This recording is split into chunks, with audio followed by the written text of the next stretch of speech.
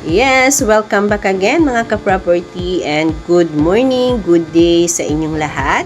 At ito na naman nga po tayo, narito po tayo ngayon sa Quezon Province ng bayan ng Unisan, Quezon po.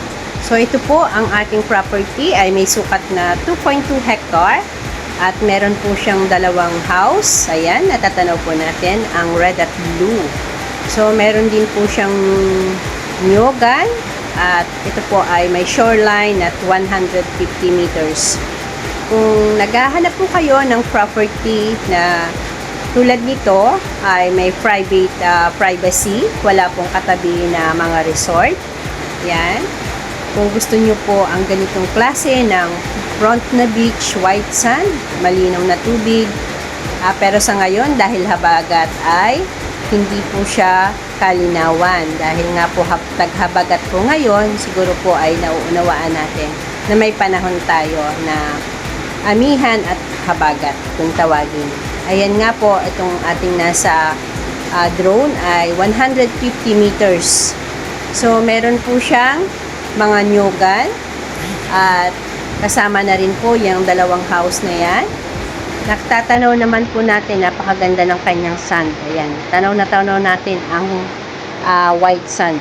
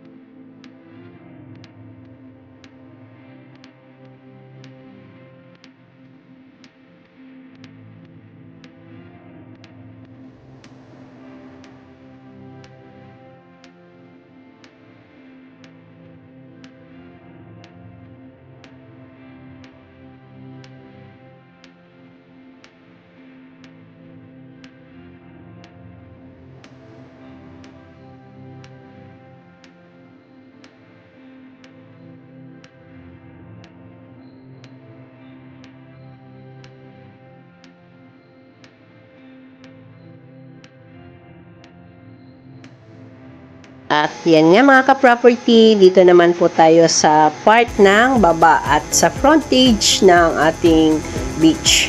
At yan, samahan nyo po akong ating maikot or mapasyalan ang front beach natin. So dito pa lamang po makikita na po natin yung ganda ng property na ito.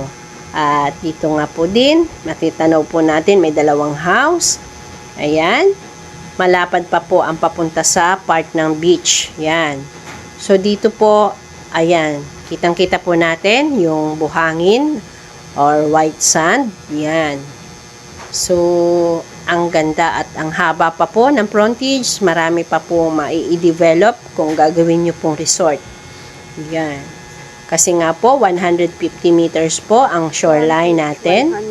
Yan. May mga puno ng nyog at meron pang mabababa. So, ganyan po ang kagandahan na nasa frontage ng beach na mabababa pa yung nyog niya.